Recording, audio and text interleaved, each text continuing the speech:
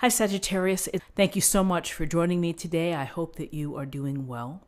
This reading is for any sun, moon, or rising Sagittarius sign. We will take a look at the cards. We'll get a sense of the awareness for the week, guidance, and possible outcomes. I'll also choose a couple of oracle cards for additional information. So let's just go ahead and get started with your reading.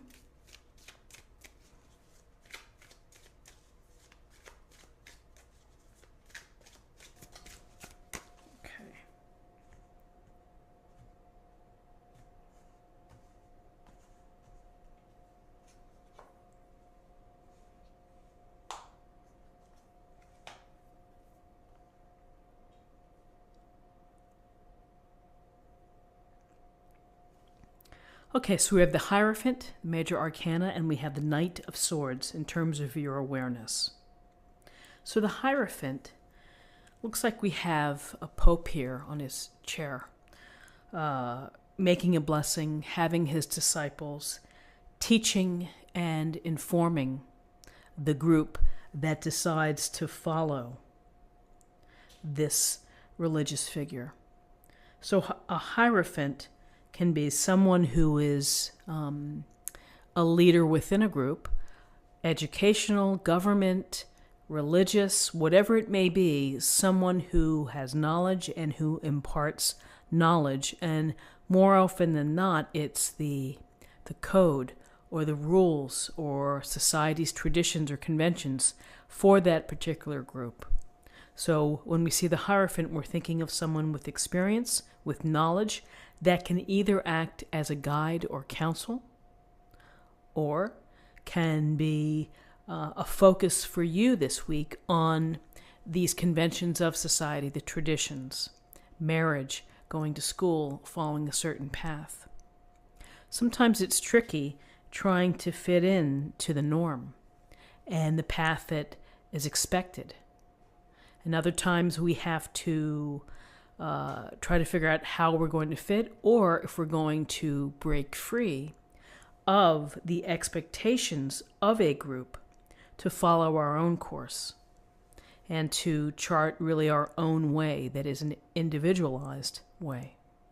So we have some thinking here that, the Hierophant would have maybe giving you the dogma or the doctrine of, work hard, sacrifice, put your head down, and you'll have reward in life. Eventually you'll get your success.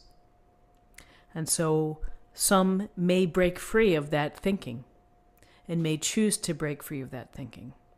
So this week is a week where the idea of traditions and values and the group ideal comes into play for you. So with that, we have the Knight of Swords. And so this Knight of Swords is in full motion, gray skies and all. The horse looks like it's wheezing. He's working hard. And the knight looks excited and focused on getting into battle, getting right into things, regardless of what the weather may be like outside. And so what does this tell us? Often we jump right in order to right wrongs. We jump in to defend the truth, to find the truth, to bring fairness to an issue. When we're looking at the swords, we're looking for clarity, we're looking for information. And we're using this powerful sword to make wise decisions by using our head as well as our heart, but mostly our head and our strong passion and desire to see things through with integrity and with honesty. So when I look at this card, I sometimes think of the Knight of Swords would be the first one to go after the damsel in distress who's locked up in the tower or something. That this is the knight who would say, I'm off, I'm going to take care of it. I'm going to right this wrong. So you may find yourself in a situation, and perhaps it's related to conventions, expectations, rules of society and whatnot, where you are having to kind of figure out what's the right move here. What's the just move, the most truthful move.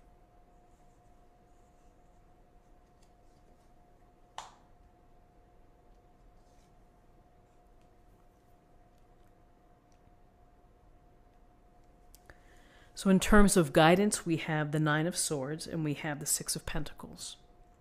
So the Nine of Swords looks like the person here sitting up in bed, head in hands, worry, sleeplessness, stress, feeling guilty, feeling uncertain. It's enough to keep you up at night, and perhaps it's just so many thoughts that are shuffling through your head that it's hard to sleep, it's hard to find peace.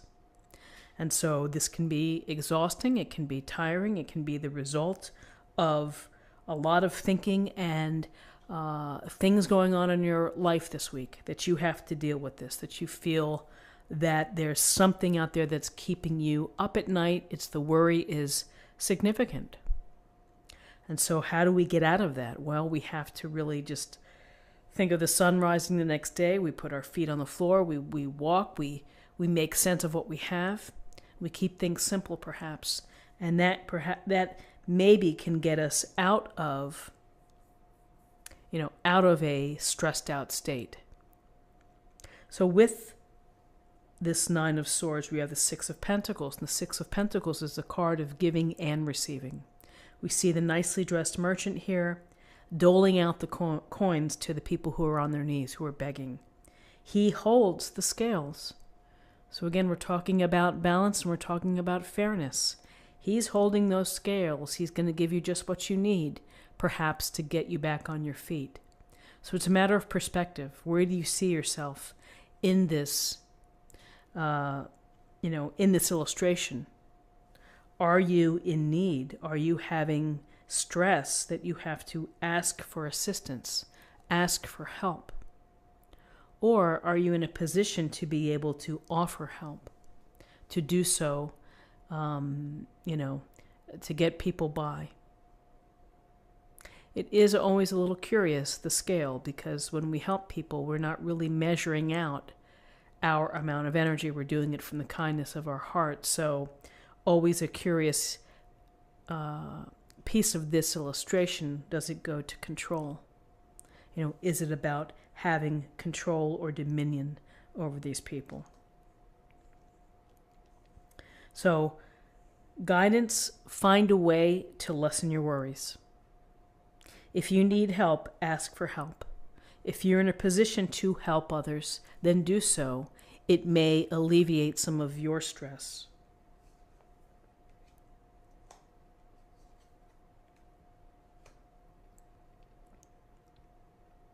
So in terms of possible outcomes, we have the Queen of Pentacles and we have the Magician, major arcana. So the Queen of Pentacles is a motherly type of energy, connected to earth, finds abundance in earth, is resourceful, careful, loving, and compassionate, reaching out to those who are in need and not having to be asked, probably more than likely, and particularly if it's a loved one or family member. This queen is capable of doing great things at home and at the office and volunteer-wise as well. So, she's got her eye here on the pentacle.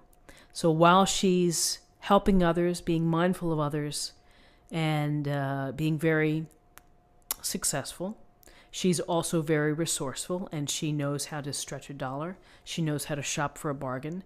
And it's important to this queen to be surrounded by beauty, comfort, and security as well. So this week may be a week where you do something to beautify your home, or you make a home improvement, or you do something to create a little pampering within your life. And maybe that's what you need after having the Nine of Swords and some stress, is that you need some self-care and some treats for yourself that you can do for yourself. Hot tea, maybe staying a little bit longer in bed, or letting family members serve you, something like that. So then we have, with your possible outcome, we have the Magician. And the Magician stands here with his hand raised, with the wand pointed at the sky or the universe or the source. And he really is the lightning rod for creativity, for inspiration. From above, as is below. So what is this? He's channeling the inspiration, the initiative, as if to say, I have this idea, I'm going to bring it to life. I'm going to manifest it. I'm going to create it. So I have everything that I need, and I'm going to rely on my talent, my skill, my training, my experience. Everything that I have in front of me I can use in order to design my blueprint and in order to take steps. When we see the magician, we believe in faith, and that's having self-faith. We also know that, there's initiative goes with this magician. Because if you don't have the initiative to get the plan started, it's simply a dream. It's a possibility. It's potential. And it's unrealized. It only becomes realized when you make the move, when you see things clearly in your head, and when you allow the universe to tell you the blessings that you have, which is the blessings of your talents and the resources in front of you, that you can use these things to create a desired life, a life that you seek, a life that you visualize. So, what do we see? We see this week some big ideas with the magician and with the Hierophant, which is the traditional structure where we either need support from someone who's an elder or a respected, experienced person from a group that you trust, or are you thinking of how you fit in and maybe you don't fit in a certain path, into doing what's right, maybe looking for the truth within a situation. That truth may keep you up at night, or concerns may keep you up at night. You may need to have and ask for help. You may be in a position to help. And here's this loving energy of the Queen, thoughtful, kind, considerate, compassionate, but also likes nice things and is going to work hard in order to achieve them and to create a comfortable environment. And then nicely, we see the magician, which is, you go through a lot of growth as a person, and then you realize that you really do hold the key and that you have to design what you want to do. So let's get a little more information from the oracle cards, and this will be an affirmation for the week.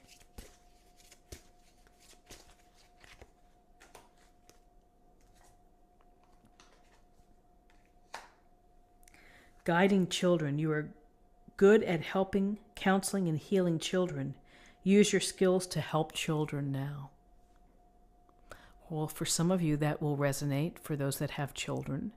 For others that don't have children, I'm going to pick another one.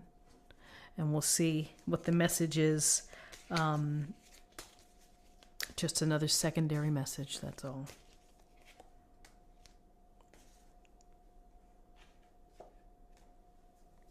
Inner goddess, Aphrodite. Awaken the goddess within you through dance, self-care, and appreciating your divinity. Self-care with the Queen of Pentacles. Treating yourself, not skimping on comfort. And then finally, let's choose a card for love.